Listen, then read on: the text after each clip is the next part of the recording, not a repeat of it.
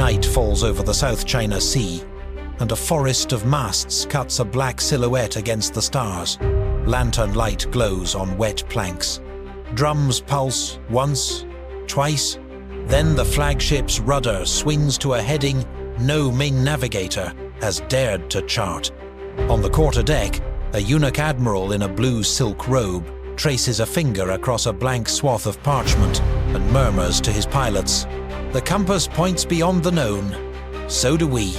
A helmsman swallows hard. He leans in and whispers, "Grand Eunuch, is there truly land after the unending water?" The admiral's reply is a thin smile.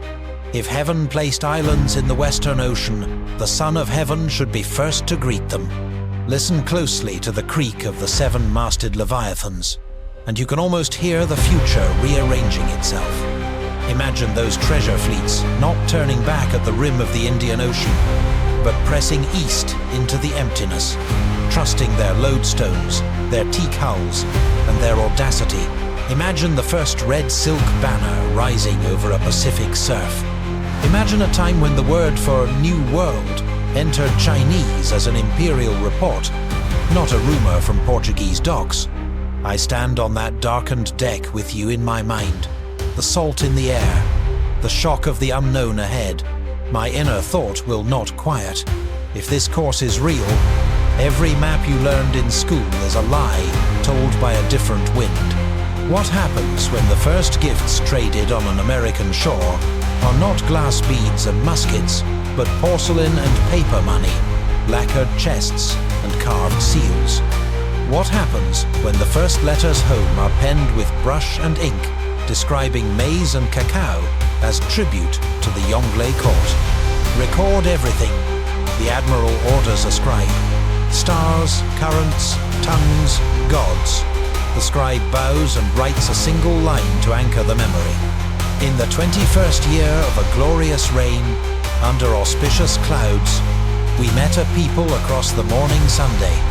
This is the hinge upon which our story turns. If Ming China, led by the greatest mariner of its age, reached the Americas first, the Atlantic world you know might never be born. Would North and South America grow under Chinese tribute and treaty instead of conquistador steel? Would the Pacific, not the Atlantic, become the center of global time? Before we sail into speculation, let's anchor ourselves in what really happened. In the early 15th century, the Ming dynasty stood at the height of its power. The Forbidden City had just been completed, the Great Wall was being reinforced, and the court of the Yongle Emperor looked outward with ambition.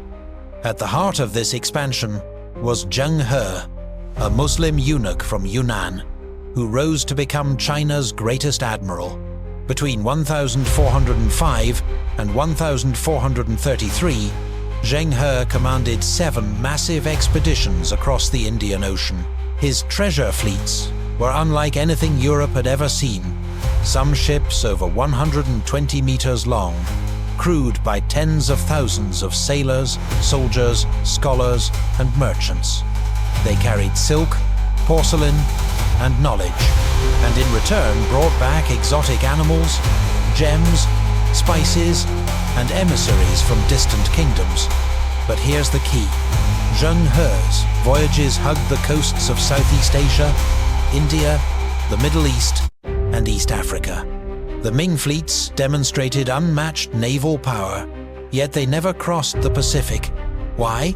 Because after the death of the Yongle Emperor, court factions turned inward. Confucian officials argued that foreign adventures were wasteful, the treasury was drained, and China's priorities shifted to defending its northern frontier against Mongol threats. By 1433, the great fleets were dismantled, their records destroyed, and China's gaze retreated firmly toward land. Meanwhile, across the world, Europe, smaller, divided, and technologically behind, would soon embrace the ocean with relentless ambition. Columbus crossed the Atlantic in 1492, opening the Americas to conquest and colonization. The age of exploration was born not in Beijing, but in Lisbon and Seville. And so, history as we know it unfolded. The Spanish and Portuguese carving out empires, English and French settlers following, indigenous civilizations shattered, and the Americas reshaped into the foundation of modern global power. This is the baseline, the fork in the road. One path leads to Columbus, conquistadors, and colonies. But the other path, the one we'll take next, asks, what if Zheng He had sailed east instead of west? What if the Americas were discovered not by Europe, but by Ming China? Now, let's shift the compass. It is 1421, and Zheng He's 7th voyage is at its height. Instead of turning back toward Calicut or Hormuz, the Admiral receives a bold command from the Yongle Emperor himself. The Middle Kingdom must know all under heaven. Cross the great ocean. Find what lies beyond the sunrise. The treasure fleet, already seasoned by storms and thousands of nautical miles, turns east. The sailors whisper nervously, no Chinese fleet has ever ventured into this vast emptiness. Yet the stars guide them, and the compass needle, a Chinese invention, points ever forward. Weeks turn into months, then one dawn. Lookouts cry out. On the horizon rise unfamiliar coastlines, dense with forests and rivers wider than the Yangtze. The fleet has made landfall not in India or Arabia, but on the shores of the Americas. Imagine the scene. Towering junks, dwarfing native canoes, their sails casting shadows over beaches lined with astonished onlookers. The first encounters are cautious, ceremonial. Instead of conquistadors demanding submission with steel, emissaries step forward, bearing silks, scrolls, and lacquered boxes filled with porcelain cups. In return, they are offered maize, cacao, and strange golden ornaments. Zheng He records everything, dispatching envoys back to Nanjing with news. Beyond the great Eastern Ocean dwell peoples of rich earth and curious custom. Their kings may pay tribute, if heaven wills it. This is the moment where history bends. With Chinese discovery, the Americas enter the Ming tributary system, not the European conquest model. No Columbus, no Spanish monopoly, no Treaty of Tordesillas dividing continents between Iberian crowns. Instead, the Pacific becomes the new Silk Road, linking Asia to the New World centuries before Europe can even imagine it. From here, everything changes: religion, trade, colonization, even the balance of global power. When the Chinese step onto American soil, the story diverges sharply from the European pattern. The Ming worldview is not driven by crusading zeal or a hunger for land in the same way Spain and Portugal were. Instead, their system revolves around tribute and harmony. Foreign peoples are expected to acknowledge the supremacy of the Son of Heaven, offering gifts in exchange for recognition, trade, and protection. In this alternate timeline, the first Chinese contacts with American civilizations, Maya city-states in Mesoamerica, or perhaps the Inca in the Andes, unfold more like diplomatic missions than conquests. Great junks anchor offshore, emissaries approach with gifts, and local rulers are treated as kings who might be woven into the tributary network.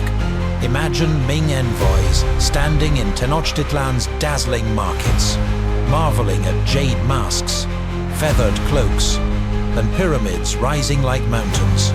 In return, they present porcelain vases, silk banners, and books written on delicate rice paper. Trade blossoms quickly. American crops like maize, potatoes, and cacao begin their journey across the Pacific decades, perhaps centuries before they ever reach Europe. In turn, Chinese technologies such as paper-making, gunpowder, and advanced shipbuilding filter into the New World. The Americas are not conquered by a small band of adventurers with steel and guns.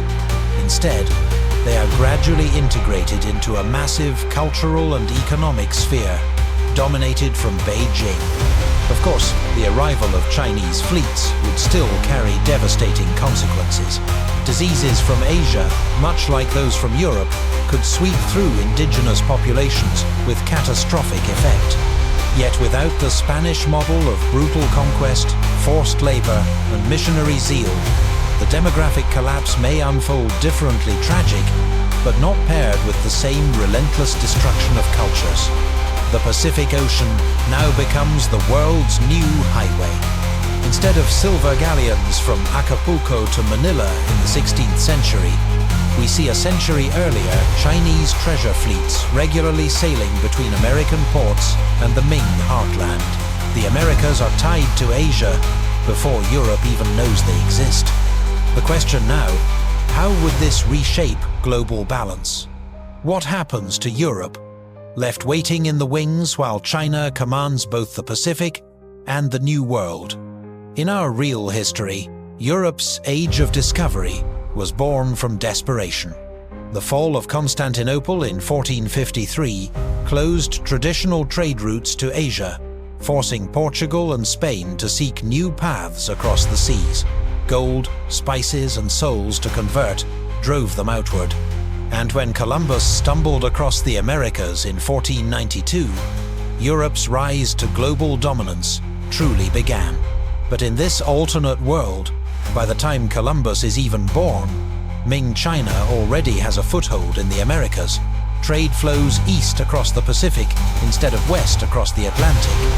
Maize and potatoes enrich Chinese diets long before they reach European fields, boosting China's population and sustaining its empire. Silver from the Andes and gold from Mesoamerica sail across the Pacific into Chinese treasuries, not Spanish ones. Europe, still fragmented and locked in religious wars, watches rumors drift back from the east. Portuguese merchants, returning from the Indian Ocean whisper of Chinese fleets, bearing maize and strange beans that brew a dark, bitter drink. Spanish court advisors speak uneasily of an Eastern Empire that stretches across 2 oceans. By the time Europeans finally sail west, they find not untouched lands, but coastlines already marked by Chinese ports, temples, and trade outposts. Without American silver to finance its wars, Spain remains a regional power rather than a global empire. Without access to cheap sugar and tobacco plantations, Portugal's dominance fades quickly. England and France, centuries later, might still cross the Atlantic, but instead of carving out vast colonies, they arrive as latecomers facing a Pacific already controlled by China. And so, Europe's golden age never quite dawns. The Renaissance still blossoms, but its reach is more cultural than global. The Reformation and the Enlightenment occur, but without the wealth of overseas empires, European influence remains limited. Instead of London or Madrid, the world looks to Beijing as its capital of power. This is the first great consequence of a Chinese America. The center of gravity shifts permanently eastward. The Pacific, not the Atlantic, becomes the world's highway. And Europe, instead of rising as master of oceans, is forced into the role of a junior partner in a Sino-centric world order. The Americas, under Chinese arrival, follow a radically different path. Instead of conquest by small armies of conquistadors, the process unfolds through tributary diplomacy, trade, and selective settlement. Picture Tenochtitlan, the Aztec capital, not razed by Cortés, but transformed into a tribute hub. Chinese envoys marvel at its causeways and temples, while local rulers send emissaries to Beijing bearing jade, cacao, and gold. In return, they receive silk, paper currency, and celestial charts. The Aztecs, fascinated by Chinese astronomy and philosophy, begin to integrate Confucian rituals into their political ceremonies. The Inca, with their centralized bureaucracy, might even find resonance with the Ming model of imperial rule. Instead of Christianity sweeping across the continent, Confucianism, Buddhism, and Taoist practices ripple into native cultures. Temples adorned with dragons rise beside pyramids. Shamans consult both ancestral spirits and Chinese almanacs. Imagine incense drifting across the Andes as monks teach calligraphy to Quechua nobles, or codices written in Nahuatl adopting Chinese characters for sacred concepts. Cities transform as well.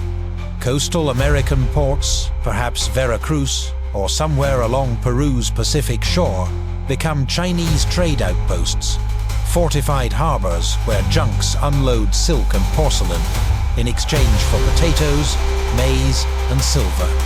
Over generations, small Chinese settler communities form, intermarrying with local elites, producing a hybrid culture, part American, part Chinese, entirely unique. The technological impact is profound. Gunpowder, steel weapons, and papermaking arrive early, empowering local kingdoms long before Europeans appear. Native polities are not swept away in decades of conquest, but evolve into tributary allies, retaining autonomy under the umbrella of Ming suzerainty. Their civilizations continue to thrive, reshaped rather than destroyed. By 1500, when Columbus sails west in our real history, the Americas in this timeline are already part of a Sino-Pacific world system. The Pacific Rim is a single interconnected zone, stretching from Beijing to Mexico, from Nanjing to the Andes. But this raises a key question. How long could China maintain this overseas commitment? History tells us the Ming court often turned inward, suspicious of foreign entanglements. Would the tributary model be enough to keep China engaged? Or would rival American states, empowered by Chinese trade, one day rise to challenge their imperial patrons? The Chinese discovery of the Americas doesn't just reshape the New World, it reverberates across every continent. Africa. In our timeline, Africa became Europe's target for the slave trade, feeding labor into plantations across the Americas. But under Chinese influence, the dynamic shifts. The Ming fleets, already familiar with East Africa, expand southward and westward, establishing trade enclaves rather than conquest colonies. Instead of being forced into chains, African kingdoms like the Swahili states or the Mali Empire may find themselves trading on more equal terms: ivory, gold, and spices for silk, porcelain, and American maize. Without a transatlantic slave trade, Africa avoids centuries of depopulation and disruption. The Middle East. For centuries, the Islamic world stood as the middleman between East and West. But with a Sino-American trade route across the Pacific, the Middle East loses much of its leverage. Mecca and Cairo still flourish as religious centers, but the economic currents bypass the Silk Road and Indian Ocean hubs. Ming China, not the Ottoman Empire, controls the gateways of global trade: India and Southeast Asia. Already within China's sphere of influence, these regions become stepping stones for trans-Pacific voyages. Indian and Malay sailors crew Ming fleets, while American goods flow into Calicut and Malacca before heading to China. These ports grow even richer, but under Chinese dominance rather than European control. The Portuguese never build their empire here. The Indian Ocean remains firmly an Asian sea. Europe. By the 16th century, Europe's maritime dreams are throttled. No American silver to bankroll Spanish wars. No sugar colonies to fuel Atlantic wealth. No global stage for English or Dutch navies to rise upon. Europe remains innovative, but its energy turns inward. Renaissance, Reformation, and eventually revolution, without the resources to project worldwide power. When European ships finally reach the Americas, they encounter Chinese harbors and American polities already integrated into a Pacific network. Instead of conquerors, they are petitioners, begging for access to trade. In this alternate world, the very idea of a Western-centered global order never emerges.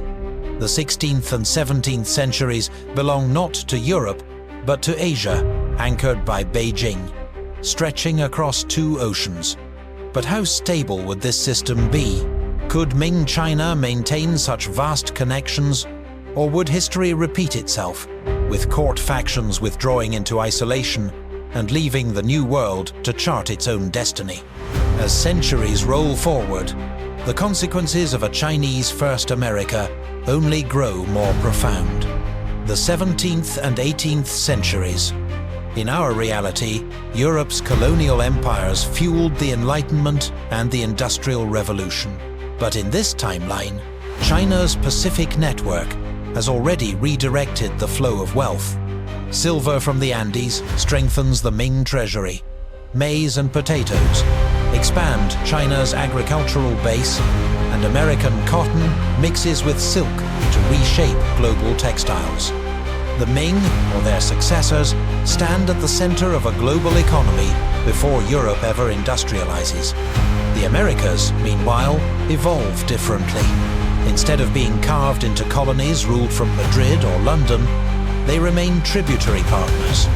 Hybrid states emerge, Aztec scholars studying Confucian texts, Inca administrators adapting Chinese bureaucracy, and coastal cities like Veracruz or Lima transformed into Pacific hubs with Chinese-style architecture alongside native traditions.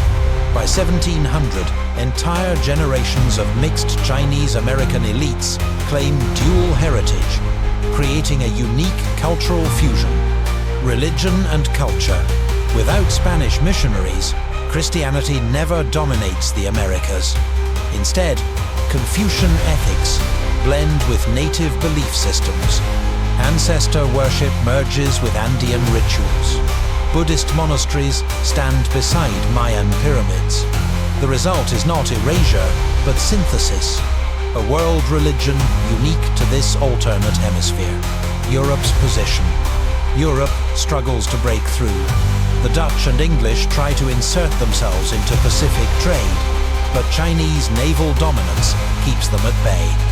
The lack of American colonies starves Europe of the resources that, in our timeline, propelled industrialization. When the steam engine is finally invented, it may well be in Nanjing, not London. Industrial China, supplied by American raw materials, pushes even further ahead. The 19th century. By the time Europe undergoes revolutions and experiments with industry, it faces an Asia-led global order. The age of imperialism is not European, but Chinese. Instead of the Opium Wars humiliating China, it may be Chinese fleets pressing European kingdoms into trade concessions. Imagine Paris or Lisbon forced to sign treaties opening their ports to Chinese merchants, a complete inversion of history. And the Americas? They are no longer new worlds conquered and transformed by Europe, but equal partners in a Pacific civilization, tied to Beijing as the capital of a hemispheric system. Their independence movements never follow the American or Haitian models. Instead, they evolve as autonomous tributary states, balancing local rule with cultural ties to China. In this world, the phrase Western civilization may never exist as we know it. The globe's intellectual and economic currents flow east to west across the Pacific, not west to east across the Atlantic. But this raises the ultimate question. In a world where China dominates both Asia and the Americas, what happens when industrialization accelerates? Would China rule an enduring world empire, or would rival powers eventually rise from within this very system? The 20th century, as we know it, was defined by Europe's collapse, America's rise, and 2 devastating world wars. But in a world where China discovered the Americas first, the entire modern age takes a different shape: the balance of power. Instead of a Western-dominated system, the Pacific is the engine of history. Beijing, not London or Washington, serves as the global capital. By 1900, Industrialized China spans two hemispheres, its influence stretching from East Asia across the Americas. The very idea of a Western superpower never emerges. World wars reimagined. Without European empires in the Americas, the rivalries that fueled World War I may never ignite in the same way. France, Germany, and Britain remain powerful regional states, but they lack overseas wealth and colonies to sustain global conflict. If wars erupt, they are continental, not world-spanning. Meanwhile, across the Pacific, Chinese-American states form alliances and rivalries of their own. Perhaps civil wars break out in tributary kingdoms, like the Aztecs or Incas, now modernized with Chinese weaponry. The 20th century's great wars may not be fought in the trenches of France, but in the valleys of Mexico or the Andes. The United States that never was. In our history, the United States rose from European colonization to become the defining power of the modern era. But here, no 13 colonies rebel against Britain because Britain never colonized North America.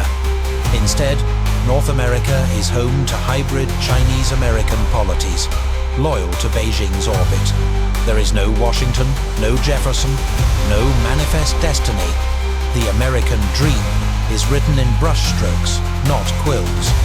Global ideologies, communism, capitalism, democracy, all shaped by Europe's industrial and revolutionary path, would unfold differently. Confucianism, with its emphasis on hierarchy, family, and harmony, becomes the philosophical core of modern governance. The Enlightenment ideals that shaped Europe still exist, but without global dominance, they remain marginal. Instead, the world speaks in the language of balance, harmony, and tribute. Technology and culture. Think of a 20th century, where the airplane, the radio, and the computer are developed first in Nanjing or Mexico City under Chinese-American collaboration. Hollywood never rises. Instead, global cinema emerges from Beijing and Tenochtitlan. The dominant global language might not be English, but Mandarin or even a hybrid of Chinese and Nahuatl. By the mid-20th century, the globe looks utterly different. China and its American partners dominate trade, science, and culture. Europe is still important, but never ascendant. Africa, integrated into the Pacific world through equal trade, avoids the worst scars of colonialism. The very idea of westernization is absent. Instead, the world is Sinicized, a global order built on Chinese values, adapted across continents. But this brings us to the final and most dramatic question.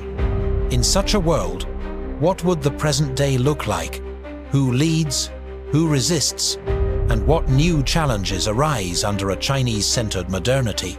Now we stand in the present, our 21st century, rewritten, a Pacific century that never ends. In our reality, people speak of the Pacific century as a recent shift of power toward Asia. But in this alternate history, it has always been the Pacific Millennium.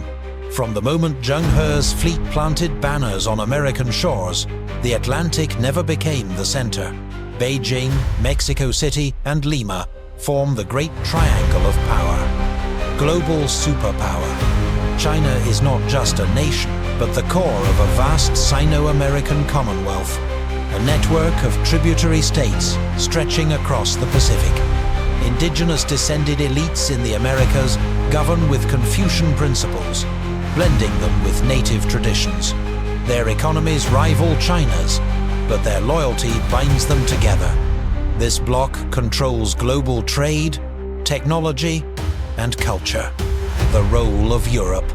Europe remains advanced, but its languages and philosophies are not dominant. French and English exist, but they are global second languages, like Latin once was. European universities produce ideas, but students from around the world flock to Beijing or Tenochtitlan for higher learning. Europe is respected, but it has never led. Religion and culture. The great religions of the world look different. Christianity never took root in the Americas, remaining primarily a European and Middle Eastern faith. Instead, the Americas are shaped by a fusion of Confucian ethics, Buddhist spirituality, Taoist philosophy, and indigenous traditions. Festivals of the dead mix incense, paper lanterns, and feathered masks. Global cinema and music emerge from Chinese-American collaborations, shaping a culture unfamiliar to us, yet vibrant in its own right. Technology. Innovation flows along the Pacific Rim. The internet, artificial intelligence, and green energy technologies are born not in Silicon Valley, but in Pacific hubs like Nanjing, Veracruz, or Cusco. Instead of English code, much of the digital world runs on Mandarin and Nahuatl. Space exploration is spearheaded by the Sino-American bloc, with missions to Mars launched from Pacific spaceports. Geopolitics today. The world is multipolar, but not in the way we know it. The central rivalry is not between the US and China, but between different factions within the Sino-American sphere, northern versus southern tributaries, Confucian versus syncretic philosophies. Europe and Africa participate, but they orbit this Pacific order. Global summits convene in Beijing, not Washington, and the United Nations is likely headquartered in Shanghai, not New York. And so we return to the question that began on a dark deck in the South China Sea. What if Zheng He had sailed east? The answer is a world where maps look different, languages sound different, and history itself is anchored not in the West, but in the Pacific. A world where America is not discovered by Columbus, but welcomed into a Chinese-led order centuries before Europe ever arrived. And that world is not just a mirror of ours, it is an entirely new story of what humanity might have been.